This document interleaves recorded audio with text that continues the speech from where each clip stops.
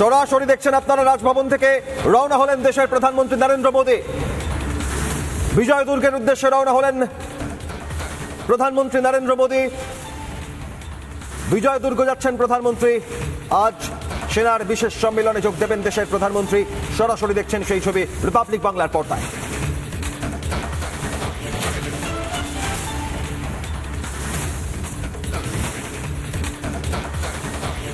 বিজয় দুর্গে সেনাবাহিনীর অনুষ্ঠান,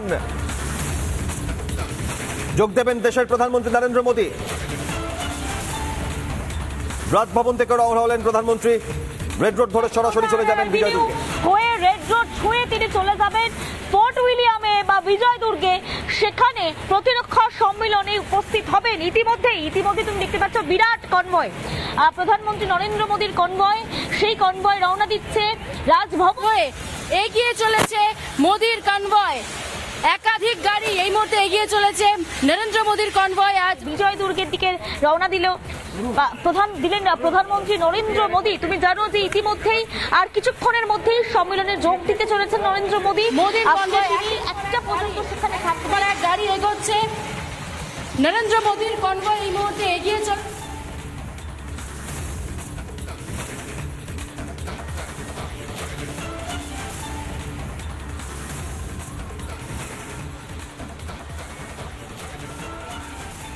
এই মুহূর্তে প্রধানমন্ত্রী নরেন্দ্র মোদীর কনভয় রেড রোড ধরেছে।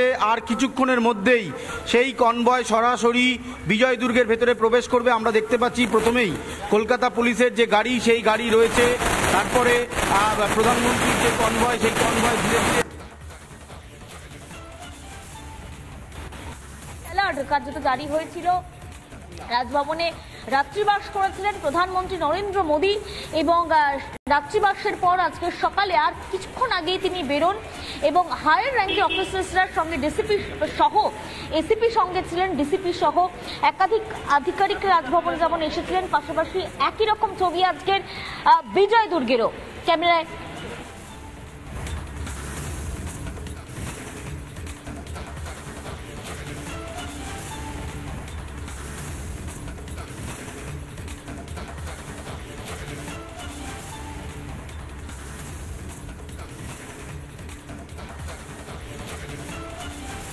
সরাসরি দেখলেন যে ছবি আমাদের প্রতিনিধি অনুপম, ঐন্দ্রিলা, পিঙ্কি, তুলিকা তুলে ধরছেন এই মুহূর্তে প্রধানমন্ত্রীর কনভয়। এবং এই মুহূর্তে প্রধানমন্ত্রী নরেন্দ্র মোদী তিনি এই মুহূর্তে প্রবেশ করেছেন বিজয় দুর্গে। এবং এই মুহূর্তে তুমি দেখতে পাচ্ছ একের পর এক কনভয় প্রবেশ করছে বিজয় দুর্গের যে মেইন গেট রয়েছে সেই গেট দিয়ে। এবং গোটা যে রাস্তা অর্থাৎ ক্যাসুয়ারিয়া রোড থেকে শুরু করে যে রেড রোড, মেও রোড, প্রত্যেকটা কানেক্টরের যে রাস্তা এই মুহূর্তে বন্ধ করে দেওয়া হয়েছে, যান নিয়ন্ত্রণ করা হয়েছে, পুরোপুরি এই জায়গাকে খালি করে দেওয়া হয়েছে, ব্যারিকেড করে দেওয়া হয়েছে কলকাতা পুলিশের পক্ষ থেকে। এবং একের পর এক যে গাড়ি এই মুহূর্তে প্রবেশ করছে যে বিজয় দুর্গের যে গেট রয়েছে, মূল যে দ্বার রয়েছে, সেই দ্বার দিয়ে এই মুহূর্তে প্রবেশ করছে প্রধানমন্ত্রী নরেন্দ্র মোদীর কনভয়।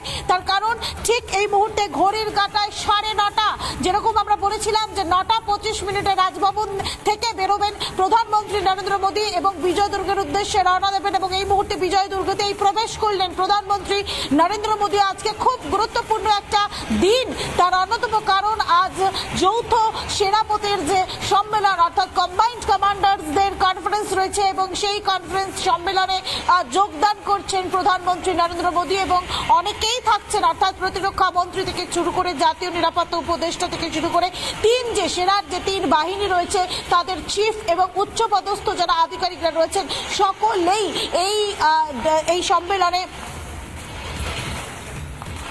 সরাসরি চলে যাব অনুপমের কাছে। অনুপম, কি ছবি তোমার সামনে? এই যে একটা বড় বর্ডার রয়েছে, একটা বিস্তীর্ণ বর্ডার রয়েছে যেখানে অস্থির পরিস্থিতি হয়ে রয়েছে, সেখান থেকে ভারতীয় সেনার কি ভূমিকা হতে পারে, এই যাবতীয় বিষয় নিয়ে কিন্তু আজকে একটা গুরুত্বপূর্ণ আলোচনা সভা আর কিছুক্ষণের মধ্যে শুরু হবে।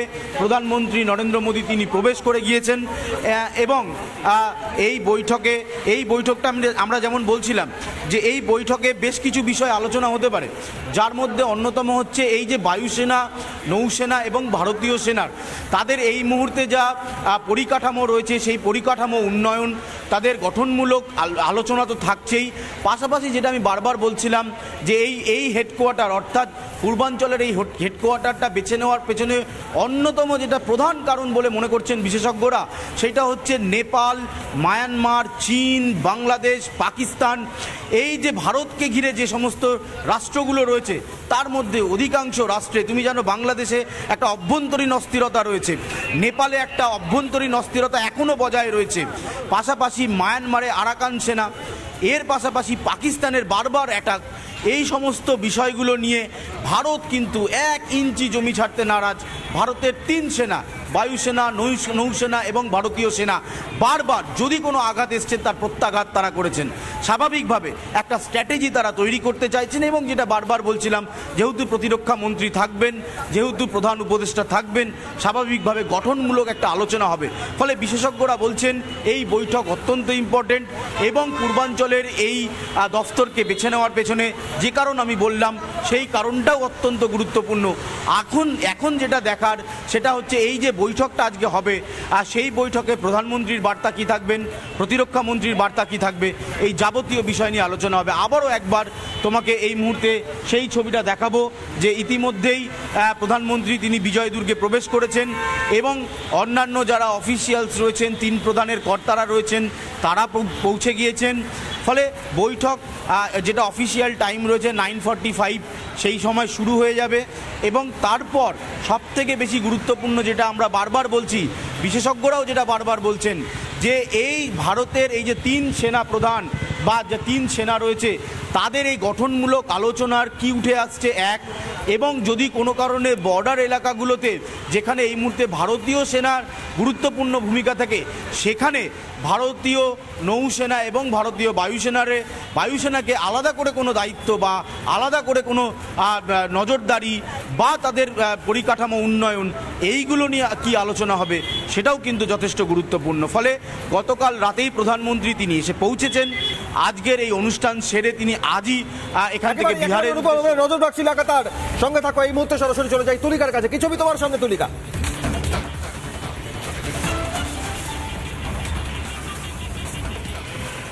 দেখো এই মুহূর্তে কিন্তু কিছুক্ষণ আগে আমরা দেখলাম, ঠিক 5 মিনিট আগে যেরকম একদিকে প্রধানমন্ত্রী নরেন্দ্র মোদী তিনি প্রবেশ করেছেন এবং আজকে রয়েছে যে সম্মেলন, কম্বাইন্ড কমান্ডার যে কনফারেন্স রয়েছে সেই কনফারেন্সে যোগদান করবেন এবং খুব গুরুত্বপূর্ণ আজকের এই বৈঠক, আজকের এই সম্মেলন। তার কারণ 3 যে সেনাবাহিনী রয়েছে সেই সেনাবাহিনীর চিফ এখানে রয়েছেন এবং এই অপারেশন সিন্দুর হবার পরে এই প্রথম যে সম্মেলন সেই সম্মেলন অত্যন্ত গুরুত্বপূর্ণ। এখান থেকে অনেক কিছুই গঠনমূলক কাজ এবং অনেক বড় সিদ্ধান্ত নেওয়া হতে পারে এবং যেহেতু এই মুহূর্তে প্রধানমন্ত্রী নরেন্দ্র মোদী এখানে এসেছেন, প্রতিরক্ষা মন্ত্রী এই সম্মেলনে থাকবেন, সুতরাং খুবই গুরুত্বপূর্ণ একটা বৈঠক। এবং কিন্তু তার আগে তুমি একটুখানি দেখতে পাচ্ছ যে এই মুহূর্তে বিজয় দুর্গের যে গেট, আমি একেবারে সেই গেটের সামনে দাঁড়িয়ে রয়েছি। একদিকে যেরকম রয়েছে গেটের বাঁদিকে পাইলট কার রয়েছে, কলকাতা পুলিশের পক্ষ থেকে পাইলট কার রয়েছে এবং এখন যেহেতু প্রধানমন্ত্রী তিনি ভিতরে প্রবেশ করে গিয়েছেন বিজয় দুর্গে, আর সে কারণেই যান চলাচল স্বাভাবিক করা হয়েছে। অর্থাৎ প্রধানমন্ত্রী আসার প্রায় 15 থেকে 20 মিনিট আগে পর্যন্ত যে যান নিয়ন্ত্রণ করা হচ্ছিল, যে রেড রোড বন্ধ করে দেওয়া হয়েছিল এবং ক্যাসুরিয়ানা যে রোড রয়েছে সেই রোড কার্যত বন্ধ করে দেওয়া হয়েছিল এবং প্রত্যেকটি রোড এই মুহূর্তে খুলে দেওয়া হয়েছে। অর্থাৎ মেয়র রোড, পার্কস্ট্রিট লাগোয়া যে রাস্তা রয়েছে সেই রাস্তাও এই মুহূর্তে খুলে দেওয়া হয়েছে, ব্যারিকেড সরিয়ে দেওয়া হয়েছে কলকাতা পুলিশের পক্ষ থেকে। সেই ছবি এই মুহূর্তে দেখতে পাচ্ছ যে ব্যারিকেড সরিয়ে দেওয়া হয়েছে, পুরো রাস্তা এই মুহূর্তে ক্লিন করে দেওয়া হয়েছে। অর্থাৎ স্বাভাবিক যান নিয়ন্ত্রণ কার্যত স্বাভাবিক করা হয়েছে এই মুহূর্তে। তবে পুলিশের পক্ষ থেকে অর্থাৎ কলকাতা পুলিশের পক্ষ থেকে যে পোস্টিং, সেই পোস্টিং কিন্তু থাকছেই। তার কারণ বিজয় দুর্গের পাশের যে বাদিকের যে ছবি আমি একটুখানি বলবো বিরাজকে যদি সম্ভবপর হয়, আমরা যদিও বা এই প্রান্তে রয়েছি, গাড়ি চলাচল করছে এবং এই প্রান্তে কিন্তু ইতিমধ্যেই দেখতে পাচ্ছ যে ইতিমধ্যেই যে পুলিশ সেই পুলিশ পোস্টিং এই মুহূর্তে রয়েছে এবং ব্যারিকেড পর্যন্ত এই মুহূর্তে করে দেওয়া হয়েছে এবং কলকাতা পুলিশের পক্ষ থেকে আরও ব্যারিকেড এই মুহূর্তে নিয়ে আসা হয়েছে, অর্থাৎ যাতে যান নিয়ন্ত্রণ করা সম্ভবপর হয়, যেহেতু এখানে একেবারে দেশের প্রধানমন্ত্রী কড়া নিরাপত্তা বলায় বেষ্টনী স্বাভাবিক সেই ছবি তুলিকা সঙ্গে থাকো। অনুপমের কাছে চলে যাই আরো একবার। অনুপম,